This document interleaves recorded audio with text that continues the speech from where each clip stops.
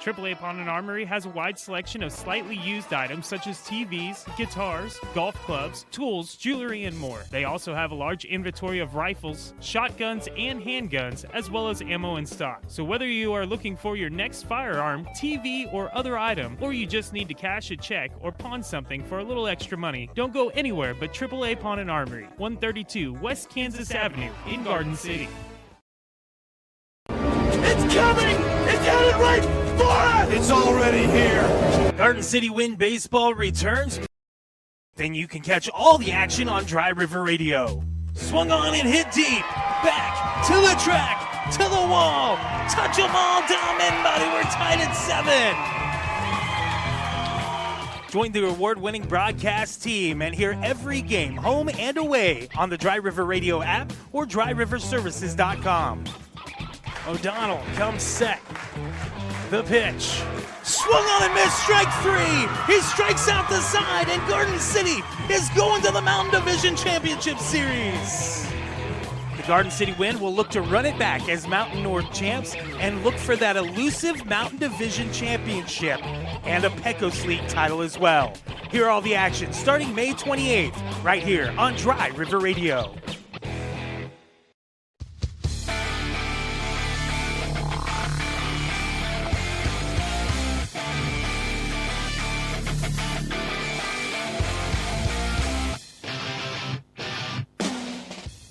That's right, Benchwarmers, what up? Joey Dean with you as a brand new edition of Riding the Pine hits the airwaves, third incarnation of Riding the Pine, and the first time right here on Dry River Radio. Glad to have you along today, as I'm very excited about this whole deal. Hopefully you are too.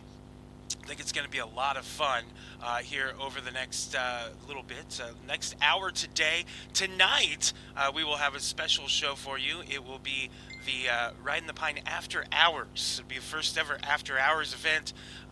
We'll do that periodically. We did this, we recorded it on Wednesday. Rob and Steve and I did. It's RTP with the DRB, the Dry River Band, and we recorded it on Wednesday evening doing the 999 challenge right after I had done 3 or 4 hours of severe weather.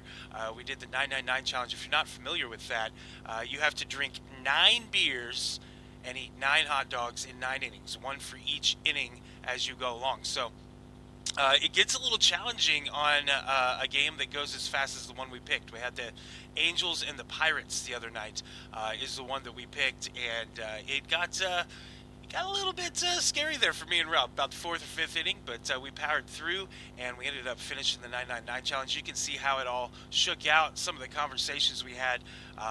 There's a reason why it's going to be after hours. It'll be 10 o'clock tonight right here on Dry River Radio. Welcome all of you watching on Facebook Live as well. Trying to get everything working in the same sequencing here. So I've got the broadcast going across Dry River Radio, which, by the way, we have a brand new app. All you got to do is go to your Apple App Store or the Google Play Store, search for Dry River Radio, and that's where you can find the radio station all on its own. Like, it's got its own app. It's really, really cool. The Android app launched this morning, so perfect timing.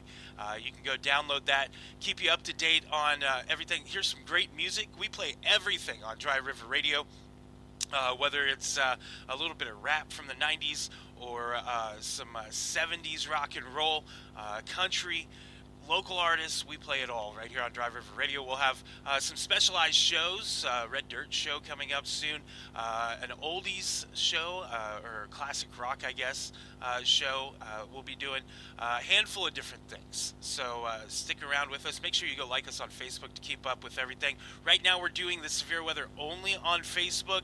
We will be changing that now that we have the app. Not sure exactly what that's going to look like. We've got a couple of days before the next severe weather event, but we have been doing Facebook Live for the severe weather. We'll continue that, but we'll add the app as well for certain situations, I think, is how that's going to shake out. We're still discussing, still trying to get it all figured out, because there's a lot that goes into this. I've been actually working on this internet radio thing for about 4 or 5 years. About 2020, I started looking into it, and finally last year when I left the radio station I worked for, I had a year of waiting. I couldn't do anything for about a year, so I was able to build this up, and we launched back in March the 1st, and now here we are, mid-April. Got you listening right now to Dry River Radio, and Riding the Pine is back. A lot of people requested it. We had a ton of people that were saying, "Hey, you're gonna bring back Riding the Pine?" And we really like that show, and yeah, we are. We're here.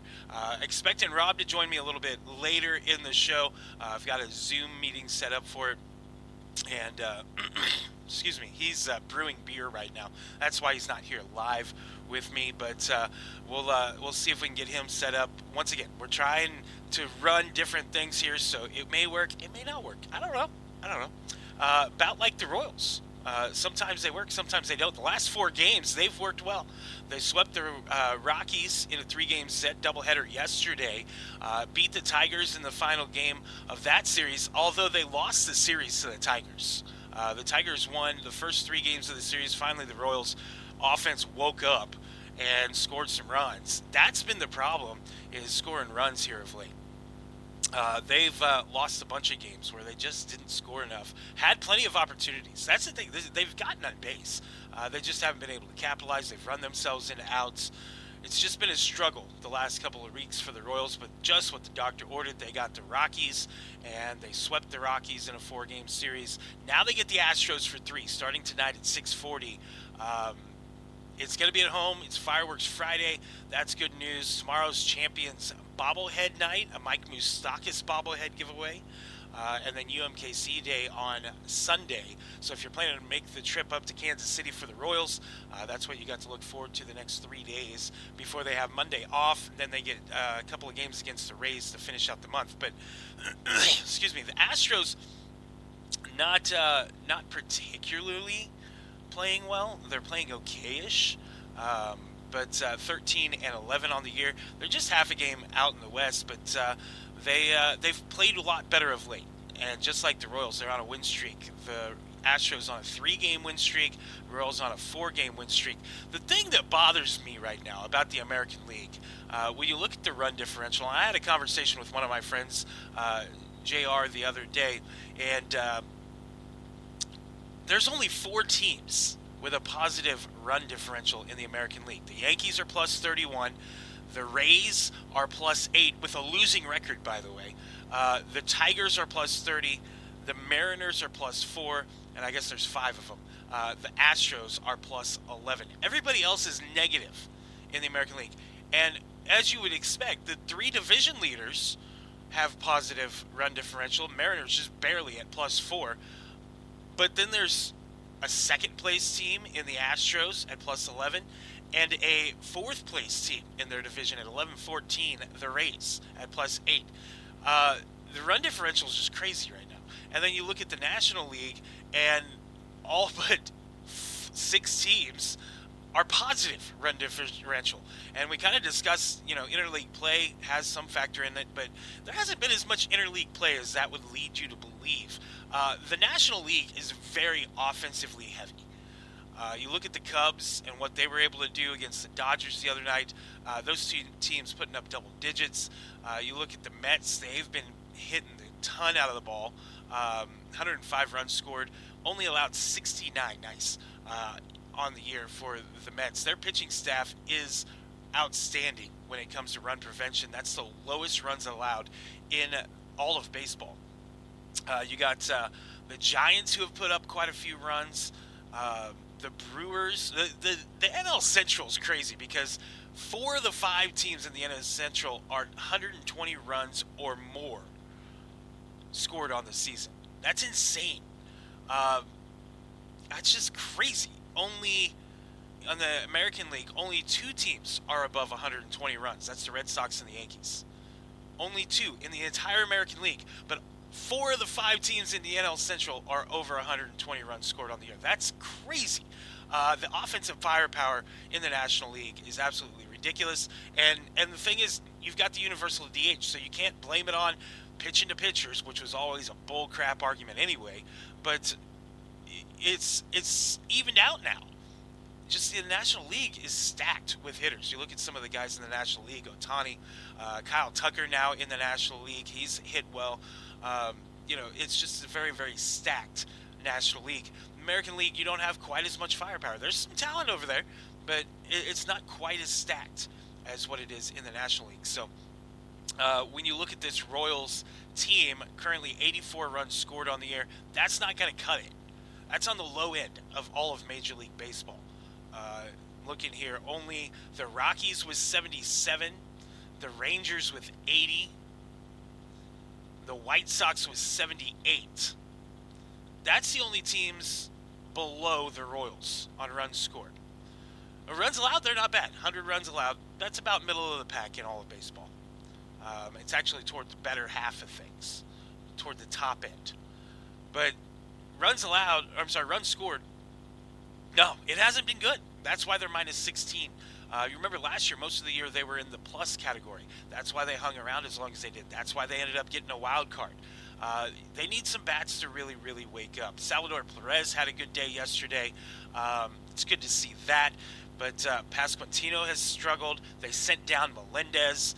But there's some hope. You hope that Bobby Witt Jr. can catch fire. He was on fire all of last year. And coming into this year, there was talk about him being an MVP candidate. He's not showing it right now. Salvi was hot last year. Not so much yet this year. I think that his bat will come around. I think Bobby Witt Jr.'s bat's going to come around too. But they're going to need some guys like Pasquantino to really step up. And, losing him to an injury last year when they did, that was a huge loss. And you hope that he's fully recovered. But he's struggled at the plate. And this team overall has struggled with guys in runs, guys in scoring position. They just aren't getting it done at the plate, and that's the reason the Royals currently 12-14. Now, the blessing was that they faced the Rockies for 4 games. Got a nice little 3 games, sorry. Got a nice little 4-game win streak going, though. And now they face the Astros, who at 92 runs scored, just ahead of the Royals by 8 runs. 81 runs allowed. That's a pretty solid number. Nice pitching staff they have down there in Houston. The Royals bats are going to have to do some damage, though. They're going to have to light up Kauffman the next couple of nights if they want to go ahead and contend for a division title. Right now, they're 3.5 games back, despite the losing streak they had, despite being 4-6 in their last 10 games. They're currently just 3.5 games back. The Guardians have leapfrogged them. But they're chasing the Tigers, which I really didn't buy into the hype of the Tigers this year. I was probably wrong on that. Their pitching staff's been good. Their hitting's been solid. They were a team that, they were on the rise last year, but I didn't think that they'd make the jump that they have, sitting at 15-10 in the division, first place in the division anyway. I really expected to see more out of the Twins, but they have not gotten it done with their pitching staff, and they can't score runs either. The White Sox, I expected nothing from, and they are now 6-19, only ahead of the Rockies, who are at 4-20, which is good. Good job, White Sox. Good job. You're the second worst team in baseball, but the worst team in the American League by far. Everybody else, it's weird when you look at the AL Central because it's a competitive division. But right now you got the Twins and White Sox still in single digits. They're the only teams in the American League with single-digit wins. And they're both in the Central. The Twins, minus 18 run differential. It's not terrible, but it's not great. You want to be as close to 0 as possible, but you really want to be plus. But if you're not going to be plus, you want to be as close to 0 as possible. I mean, you look at the Red Sox, they're minus 4. They're in second place in the East. The Rangers in second place in the West, minus 15. So you can get it done, but you're just going to have to keep those runs allowed numbers low. You're going to have a dominant pitching staff if you're going to be negative. And they're just not dominant for the Royals. They're good, but they're not dominant. And the bats really need to pick up the slack for the Royals. So they play against the Astros tonight. 6:40 start time against Houston. Look, we're not even a full month into the season yet. We're not. So there's no reason to panic, especially just 3.5 games out. I've seen plenty of people already panicking about the Royals. They're just 3.5 games out, and guys aren't hitting like you want them to. You know, Pasquantino right now is, let's see here. He's hitting 181. That's not going to get it done. Jonathan India hitting 200. Salvi hitting 220. I mean, you got guys like Maikel Garcia's hitting 286. Bobby Witt's hitting 303, but the power is just not there yet this year. 2 home runs from him. But, you know, that's the team lead, by the way. Pasquantino, Garcia, Perez, and Witt all have 2 home runs each. It's just not a lot of power there. But the averages need to come up too.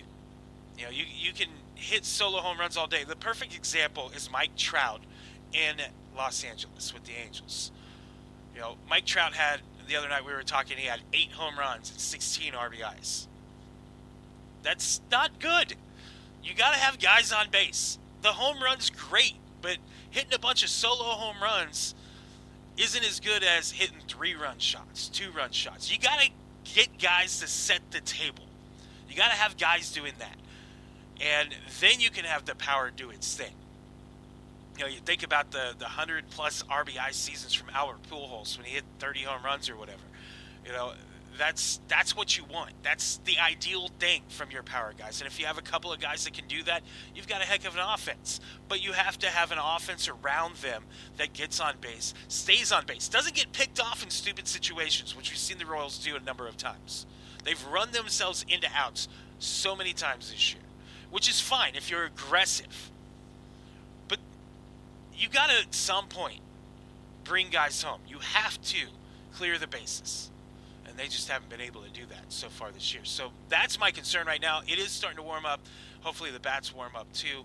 We see that power from Bobby Witt Jr. You know, I'm happy with him hitting for a high average, but I'd like to see some power from him as well. If he's going to be that centerpiece, your franchise player, he's got to hit for more power than what he has so far this year. You got to have a season similar to last year. And you hope that he can improve on it a little bit. But, it's hard to improve on what he's done. I'm not knocking Bobby Witt Jr. by any means. What he's done as a professional baseball player has been outstanding. He's set records. Some of it's been unprecedented, what he's done. But so far this year, he has struggled with the power numbers. Just 10 RBI for him. He is batting .303. He's got 8 stolen bases. That's good, too. That helps. And that's a good thing about the Royals. They do have quite a few stolen bases. Tolbert has 5. Maikel Garcia has 3. So they've got some guys that can run, which is helpful. But you got to knock them home. And hopefully we'll see some guys with a little bit more pop. You know, Kyle Isbell has got 1 home run. He's batting .234. I didn't expect a lot out of him because it just really doesn't feel like he's the long-term solution there in center field. The Royals have struggled with outfield. Right field was the problem forever. Right now, Hunter Renfroe in right field, batting .164. You got to figure out how to fix this right field issue. But that's been something that's plagued them for 10 years plus, was right field. You know, you had left field for years and years and years. Alex Gordon, you had Lorenzo Cain in center field, and you had question marks playing in right field over and over. They still got question marks in right field. They've got a question mark in center field as well. Drew Waters has hit pretty well since he's moved in to left field. He's done pretty good. But there's plenty of question marks on this team. And the hope is that the main guys, Perez, Witt, Pasquantino, if you have those 3 hitting well and hitting for power, and then you have guys like Maikel Garcia, Kyle Isbell, Drew Waters, Jonathan India that are just getting on base, then all right. Then you're doing okay. Jonathan India, the one thing he's done well this year, he's walked 12 times in his 85 at-bats. He's struck out 14 times, but he's walked 12 times, and that's a good thing. You want to see guys that get on base any way possible. Whether you're getting plunked, whether you're walking, whether you're hitting base hits, you got to get on base. You got to set the table for the guys that have the power, like your Pasquantinos, your Witts, your Perez, those guys. There was hope from NJ Melendez. You really felt like maybe this was the year that he's going to turn it around. They sent him down. There's been a lot of comparisons to Mike Moustakas, which when you look at the build of the player, it's a similar build, similar style, a guy who can hit for power. You know, we saw Moose hit, 40 home runs or whatever it was for the Royals one year. Set the record that Jorge Soler would later take down. But it hasn't come for Melendez. He was hitting .085 when they set him down. That's not going to do it. He struck out 20 times in 47 at-bats. That's awful. He had 3 walks, 1 home run, 8 RBI. Sorry, 1 home run, 1 RBI. It was a solo shot. That's just not good. So hopefully he can figure it out in the minors. Now, the good thing is the Royals do have a guy in the minors that we were talking about the other day. Caglione, I believe is how you say the name, but he had a couple of hits off of Clayton Kershaw the other night in a minor league game. He's exciting, and hopefully they get him up there at some point very soon, because the Royals need help on the offensive side of things if they want to contend for this division. Right now, they're sitting pretty, they're right in the mix for a wild card, but they're going to have to. I really feel like the wild card's going to end up coming out of the West, all of them. The East is pretty stacked too, but the AL West, everybody is 1 game under 500 are the A's at 12 and 13. Everybody else is 500 or better, including the Angels, who won last night. They faded, though. They started out really hot, and they have faded a little bit. And the story for the Angels has always been pitching. They've always struggled with pitching. They've had, guys that should be studs that end up getting hurt. For whatever reason, when you go to the Angels, you end up getting Tommy John surgery. They've given up 112 runs this year. Scored 95, though. You still got Mike Trout there with that team. And it's just frustrating if you're Mike Trout or a fan of the Angels. In all the years that Trout's been there, they've made the playoffs once. They got swept by the Royals. So, a Hall of Fame career in the works. It's like he's playing for the Cubs in the 70s and 80s. You had Andre Dawson and some of those guys that didn't taste the glory because they were playing for the Cubs forever. But hopefully for the Angels fans, they can turn it around out there. Just 500, 12 and 12 are the Angels right now. 3 and 7 in the last 10. But the Mariners have surprised people. They've scored a decent amount of runs. They've also allowed a lot of runs too. They're kind of playing with house money. It feels like. It really felt like going into the season. A lot of people were talking about this, that the Mariners were a bat away. They needed a bat. I still think they need a bat, but they're in position now where they can add that here in the next couple of months if they can still hang around where they're sitting. And then the Rangers, after an abysmal year last year, are back to the top of the division out there in the West. And then, look at the American League. We knew the Yankees were going to be good. They're 15 and 10, tied for the best record in the American League. 2 games up on the Red Sox. The Red Sox kind of surprised me. I didn't think they were going to be maybe a 500 team, but right now they're a game over 500. 2 games back of the Yankees. The Blue Jays, getting Vlad Guerrero signed long-term. They were almost a destination for Ohtani and other free agents that it didn't pan out for whatever reason. Excuse me. But the Blue Jays right in the mix of things, too. The Rays, they're fading. They're 4 and 6 in their last 10. They have won 2 in a row, but it's just not sustainable for the Rays. The way that they're built right now. And then the Orioles, what's going on with Baltimore? That's a team that was a playoff team last year. It was a young core. And you looked at that team and, hey, they're pretty good. And this year they're 10 and 14. 4 and 6 in the last 10, minus 27 in run differential. They've given up 130 runs, which is the worst in the American League. And looking here, second worst in all of baseball. Only the Rockies have given up more runs than the Orioles. So they got to figure out what to do there in Baltimore. On the National League side of things, the Mets are in first place, 18 and 7. The Cubs, 16-10, are in first place. The Padres at 17-8 are in first place, ahead of the Dodgers now by a game. The NL West is stacked. You got the Padres 17-8, the Giants 17-9, the Dodgers 16-9, the Diamondbacks 14-11, and then the lowly Rockies at 4-20. That's gonna be an inflated division because the Rockies are so bad. We saw that last year with the White Sox in the American League Central, and those numbers are going to come up for some of those Central teams because the White Sox aren't very good. But you got the Rockies, who are just historically bad. And they're already minus 59 in run differential. They've won one game in their last 10. They're just awful. And you got the other four teams that are pretty good. It's going to be quite the race out in the National League West this year.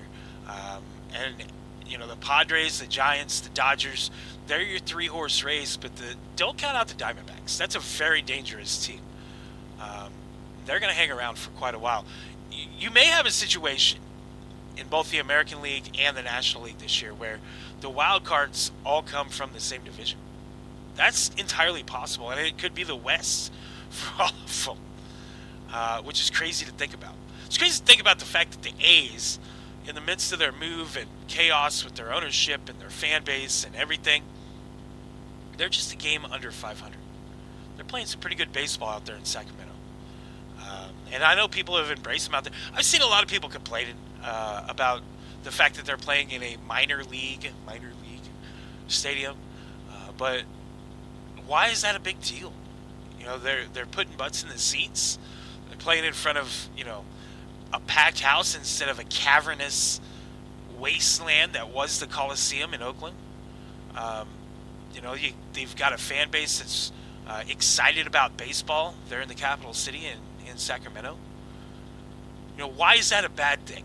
Because they're not playing in front of 40,000 people? Why do you have to have that? You know, I get the money aspect of it and all that, but, you know, wouldn't you rather fill a 18,000 seat stadium to capacity than have those same 18,000 people sitting in a 40,000 seat stadium where it's not even half full? You know, don't you want to play in front of a raucous crowd and a crowd that's into it versus hearing the echoes because so many empty seats exist? You know, looking up in the stands and seeing a full set of stands versus not even half full. I would rather play in front of a full house, even if it is just 18,000 people. I mean, ideally, yeah, you'd play in front of 40,000, but that wasn't happening. You know, not since 10 years ago when the A's were perennial playoff team. 15 years ago. That hasn't happened since, and part of that was the fact that that stadium was so run down, and there was a dispute with Oakland, the city of Oakland, and all sorts of things. But now they've got this agreement the next couple of years in Sacramento.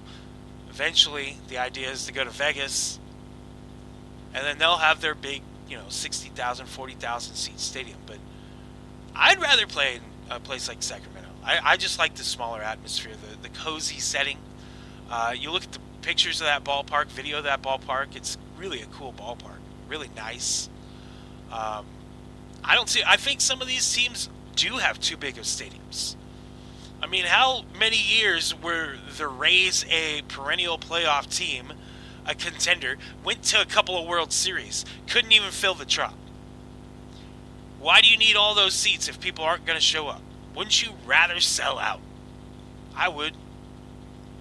I'd rather have a sold-out show than, at a little arena than play some big stadium and it be half full.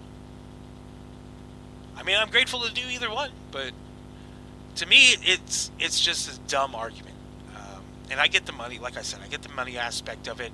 You get more revenue with more butts in the seats, but I don't know. If you're not going to draw anyway, why have all the wasted space? That's my thoughts on it. Love to hear your thoughts on it. Love to hear your thoughts on it, whatever. Make sure you follow us on Facebook. At Riding the Pine Radio is our Facebook. You can send us a message there on Facebook, or you can always just send us a message on Riding the Pine Radio. We have brand new apps, my friends. Brand new apps. You can search in the App Store or the Play Store for Dry River Radio. That's where you're here, Riding the Pine. But you can search for Dry River Radio in those places, and then you can also go to our website, dryriverservices.com, and listen as well. We will have some high school football coming up later in the year. We'll have Garden City Wind Baseball here on Dry River Radio, so you definitely want to download that app. Weather updates as well. We do severe weather better than anybody else in Southwest Kansas. We've been asked about expanding the coverage area a little bit. I did do some Northwest Oklahoma weather yesterday because it was right on the border, but we'll stick with Southwest Kansas for now until we can get to a position where we can hire more than just me doing the weather, because it does wear you down a little bit. I did 4 hours of severe weather on Wednesday and then recorded a 3-hour show of Riding the Pine after hours. So it'll wear you out in a hurry. I was doing karaoke last night in Liberal and doing severe weather at the same time as well. So it's a unique thing, to say the least. But we do welcome you to the new edition of Riding the Pine. We will have this, we're streaming it right now live on Facebook Live. You're also able to download it later as a podcast. We'll have that as well for you. So all those things, we're in the works. We're getting this bigger and better. Big thank you to our sponsors, our title sponsor, AAA Pawn and Armory, located at 132 West Kansas Avenue in Garden City. Whether you are in the market for a new firearm, a musical instrument, TV, video game console, what else do they have? Jewelry, fishing supplies I've seen in there, tools, all sorts of things. Every time I go in there, there's something cool that I haven't seen before in AAA Pawn and Armory. And then, of course, if you cash your paycheck there, you'll get a free pawn buck and a 2-liter bottle of soda. They've got some great stuff. I stock up on an RC soda. That's what I like to drink. And every once in a while I'll get a root beer, so the boy and I'll do root beer floats. But for the most part, we'll get some RC every time I get a check for playing a show somewhere. Like this weekend, you can join me in Sharon Springs. It'll be my first time playing in Sharon Springs, Kansas. You can join me there at what is it? Townsend Tavern is what it's called. Looking forward to it. H will be with me. We'll be singing some songs together. That kid's a superstar. He really is. So, that's where we're at right now. And, of course, our other sponsor here for Riding the Pine, ProTech Spraying Service. You can check them out at protechspraying.com. They are your vegetation management specialists. We'll take a quick break. When we come back, we'll talk a little bit about the NFL. The Chiefs drafted a player yesterday. We'll talk about what his impact's going to be. We'll see if Rob is able to join us at any point. And, feel free to drop us a comment and let us know what you think. Any questions you might have, we'll answer them right here on Dry River Radio. This is Riding the Pine, presented by AAA Pawn and Armory on Dry River Radio. If you need a place to cash your paycheck or are looking for a little extra cash, stop by AAA Pawn and Armory. AAA Pawn and Armory has a wide selection of slightly used items such as TVs, guitars, golf clubs, tools, jewelry, and more. They also have a large inventory of rifles, shotguns, and handguns, as well as ammo in stock. So whether you are looking for your next firearm, TV, or other item, or you just need to cash a check or pawn something for a little extra money, don't go anywhere but AAA Pawn and Armory, 132 West Kansas Avenue in Garden City. It's coming! It's headed right for us! It's already here! Garden City Wind Baseball returns May 28th, and you can catch all the action on Dry River Radio. Swung on and hit deep. Back to the track, to the wall. Touch them all down, men, buddy. We're tied at 7. Join the award-winning broadcast team and hear every game, home and away, on the Dry River Radio app or dryriverservices.com. O'Donnell comes set. The pitch. Swung on and missed, strike 3. He strikes out the side, and Garden City is going to the Mountain Division Championship Series. The Garden City Wind will look to run it back as Mountain North champs and look for that elusive Mountain Division championship and a Pecos League title as well. Here are all the action starting May 28th, right here on Dry River Radio.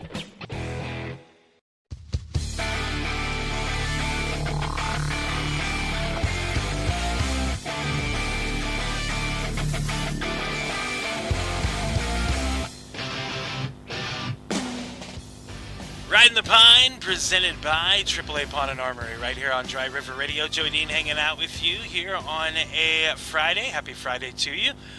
Noon to 1 on Fridays, we'll have Dry River Radio right here. We'll have Riding the Pine right here on Dry River Radio. I'm trying to get used to all this stuff. It's been a little over a year since I was last on the air live like this, so trying to get back into it a little bit. The NFL draft was last night. First round anyway. It will continue again today and tomorrow. Cam Ward was the number 1 pick. A lot of people thought maybe Travis Hunter, maybe the Titans would trade that pick and Travis Hunter would end up going number 1. But Cam Ward out of Miami goes number 1, the quarterback. He goes to the Tennessee Titans. I like that pick. I actually like Cam Ward quite a bit. I think he's a very good quarterback. I think he's going to fit Tennessee very well.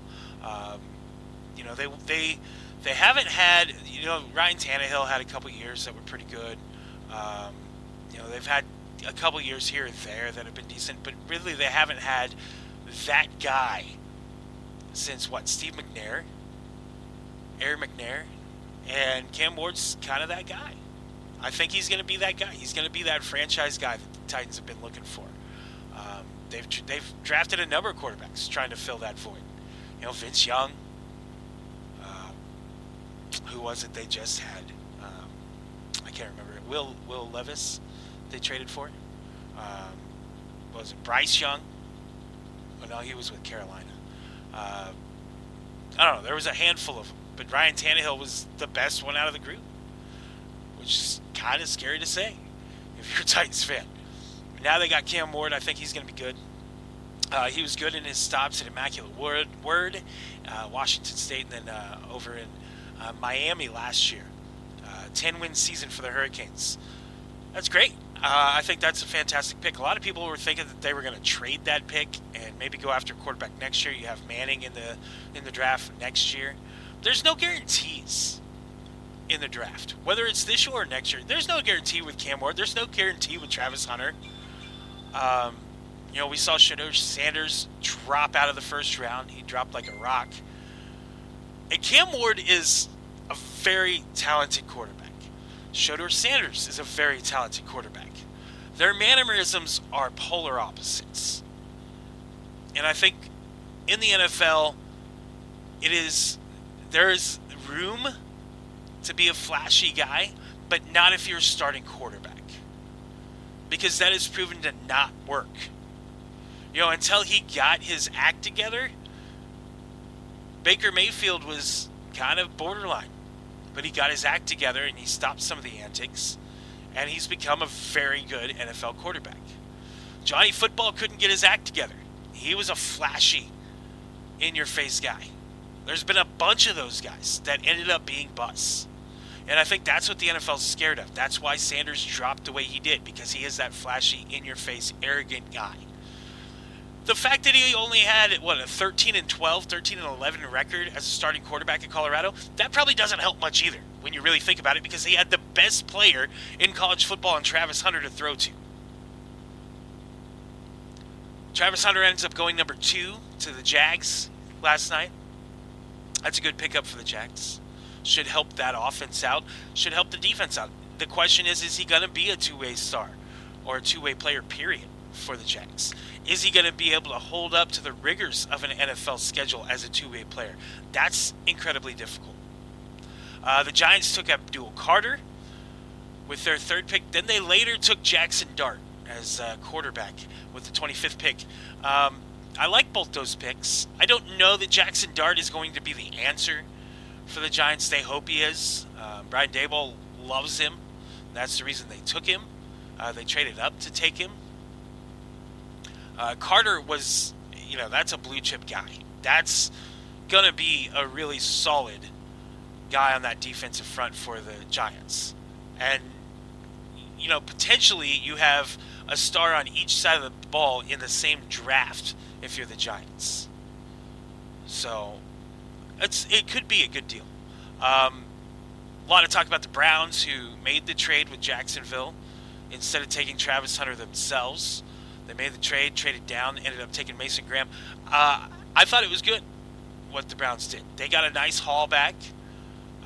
They know that they're more than just Travis Hunter away from contending. They need more pieces.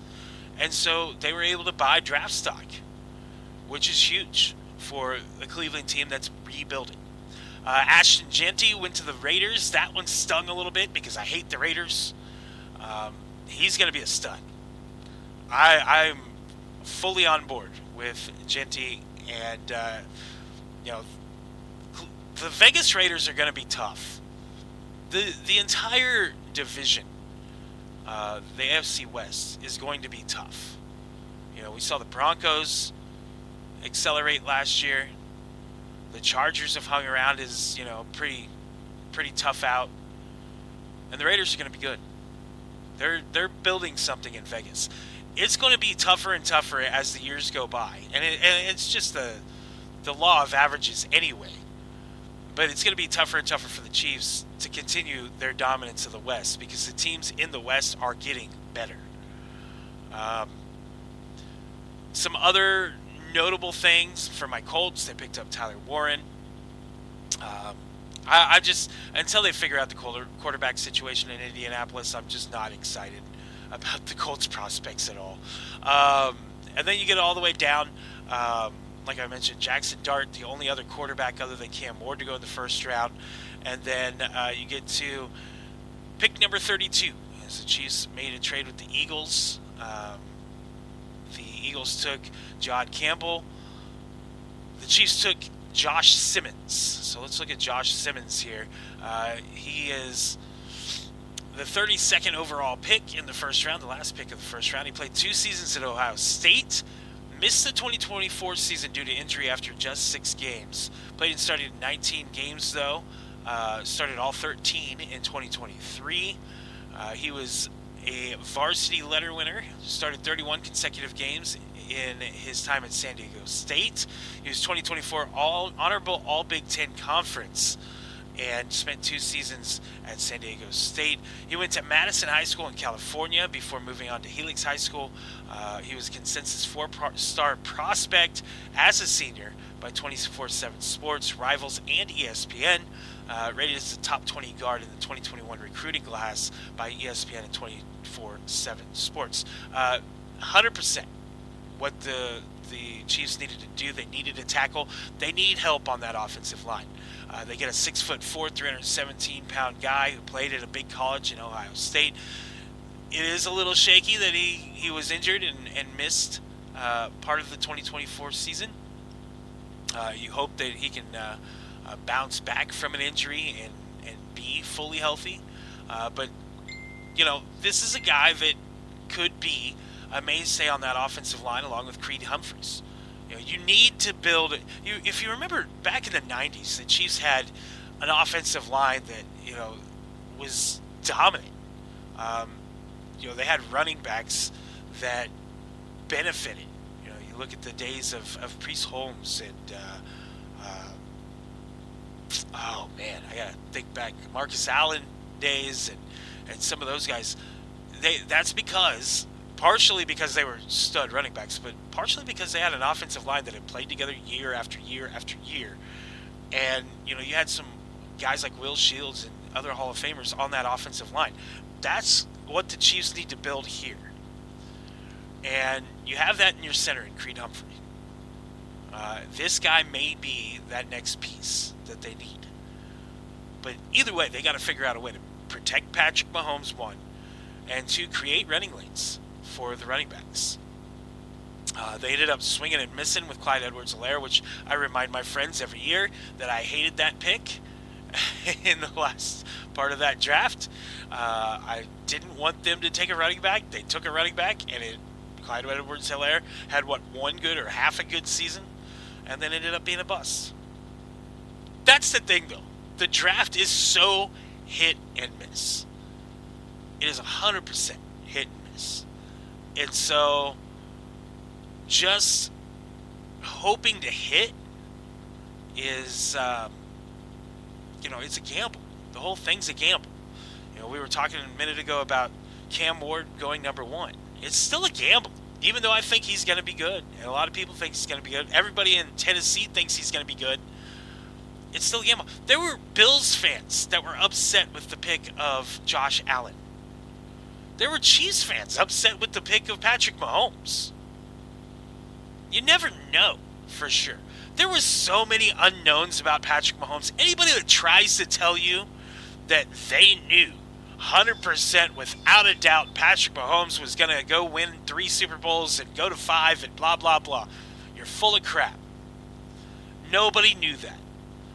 There was no indication that he was going to be anything more than a guy who's going to put up a ton of numbers. And there's plenty of guys who have done that and not gone to the Super Bowl. Jameis Winston put up a ton of numbers. He threw a ton of interceptions, threw a ton of touchdown passes, threw for a lot of yards, didn't make the Super Bowl. Peyton Manning put up ridiculous numbers and only made 4 Super Bowls, I guess. 2 with the Broncos, 2 with the Colts. But in his dominant years, he'd put up these ridiculous numbers and then lose to Tom Brady in the playoffs. Tom Brady had a couple of years where he put up big numbers, but he's kind of a middle-of-the-road guy for the most part. He went to a bunch of Super Bowls. Nobody could have told you that the guy coming out of Michigan, who was a backup for Drew Bledsoe, and then a backup for him again, that guy was going to come off the bench and lead the Patriots to the Super Bowl. Who'd thought that? Jake Delhomme went to a Super Bowl, for crying out loud. Go through the list. What's his name? With the Bears, faced off against Manning.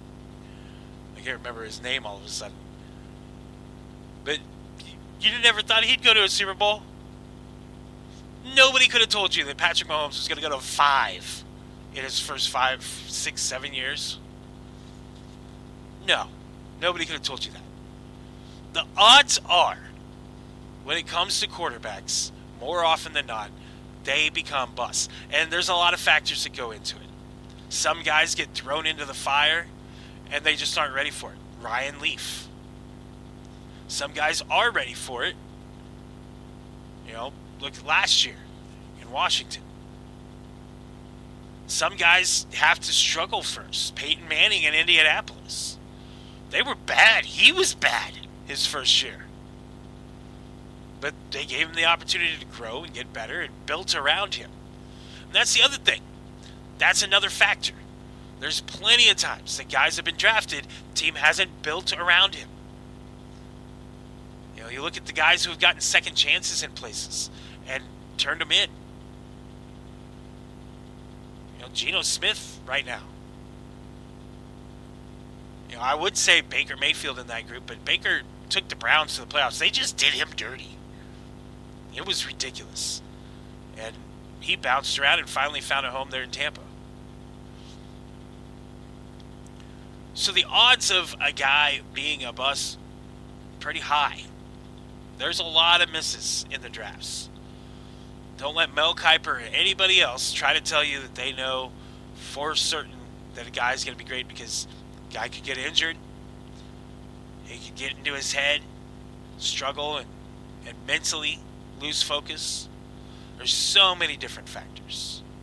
My hope is this Josh Simmons kid works out for the Chiefs, and he's a mainstay on that offensive line right next to Creed Humphrey. That is my hope. But we'll see. We'll have to see what exactly goes down for the Chiefs.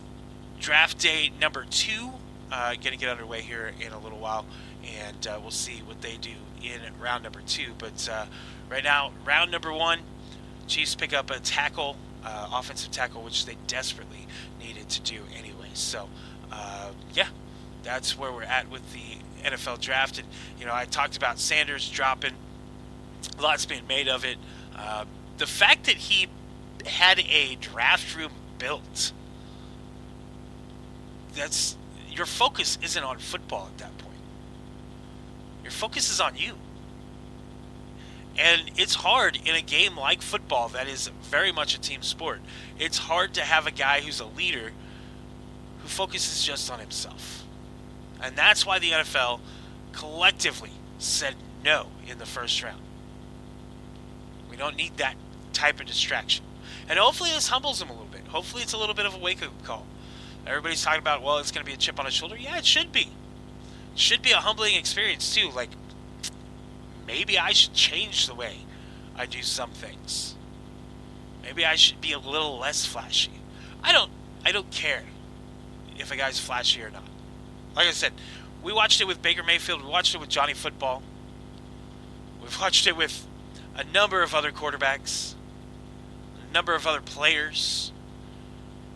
And more often than not, it's the guys like Cam Ward who go about their business and get the job done on the field instead of saying, hey, look at me, look at me, look at me.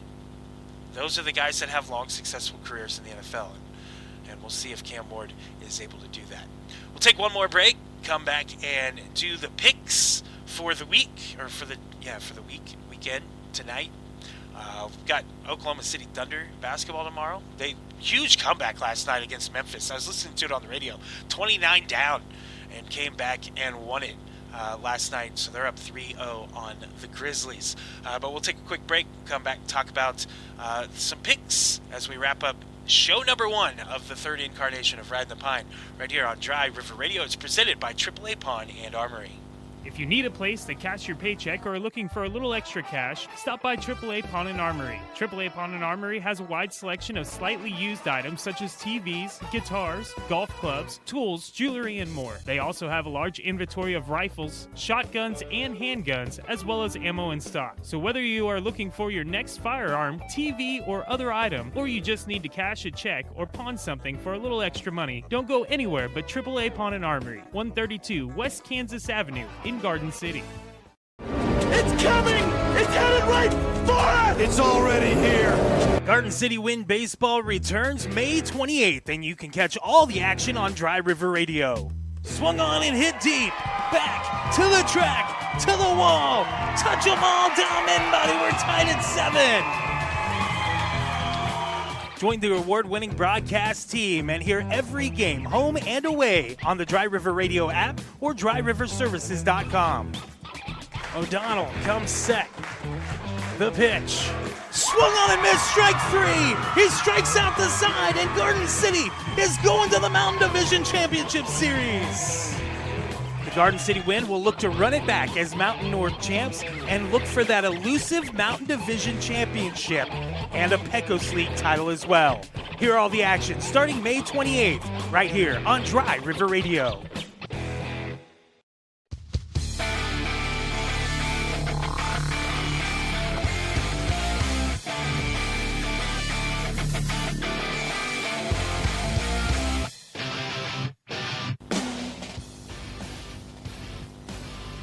Welcome back to Riding the Pine here on Dry River Radio, presented by AAA Pawn and Armory, 132 West Kansas Plaza in Garden City. We'll look at our picks here in a moment. That's presented by Protect Spring Service. But, yeah, very exciting time of year. This is one of my favorite times of the year because you have the NFL Draft, you have the NHL playoffs, you have the NBA playoffs, and Major League Baseball's in full swing. It is a sports person's paradise. It really is. We got rain delay in the top of the first right now between the Cubs and Phillies. That's going on at the moment. Got some NHL games tonight, NBA games tonight. We'll get to the picks right now, presented by Protect Spraying Service. You check them out online, protectspraying.com. See them in Cimarron. They serve all of Southwest Kansas and the Panhandles. So don't worry if you're listening in Guyman, Oklahoma. Protect Spraying Service will come down. They will service you. Help you out with your vegetation management needs, whether it be shrubs or trees that need sprayed for bagworms or other issues, diseases, or you need your yard sprayed for weeds. You need yard sprayed for just killing everything. which I think eventually I'm going to have to do because my yard's just weeds, so I'm going to have to kill everything and start over. They can help you out with that. I've had them service my yard the last 3 years. This year, I decided to do it myself, and that proved to be a failure. So I told the wife we're going to have Protect Spray come out, do our yard this next year, because I failed. I could not do it myself. Not as good as the guys at Protect Spraying Service. All right, let's look at our picks. We will start with Major League Baseball, Cubs and Phillies. Rain delay, like I said, in the top of the first. It's in Chicago. I'm going to take my Cubbies. You bet. Go Cubs, go. The Orioles and Tigers in Detroit tonight. The Tigers have been really, really good. You got Mize against Young. I'm going to have to take the Tigers. It hurts me to say that, but I'm going to take the Tigers. Mets at Nationals. Nationals will have Irvin going for them. Sanaga going for the Mets. Yeah, it's going to be the Mets in that one. The Nationals aren't very good. Berrios is going for the Blue Jays against Carrasco for the Yankees. This could be a really good matchup. A couple of very talented pitchers that have not started particularly well this year. So it's in New York. I'm still going to take the Blue Jays, though. The Jays get back to 500 today. Red Sox at the Guardians. Houck going for the Sox. Lively for the Guardians. This is going to be a pretty good matchup. But I'm going to take the Guardians at home. The Angels at the Twinkies, the Twins. Kyle Hendricks going for the Angels. Lopez going for the Twins. Kyle Hendricks, former Cub, by the way. Lopez, 1.62 ERA for the Twins this year. The Angels have faded here of late. But I think they win this one.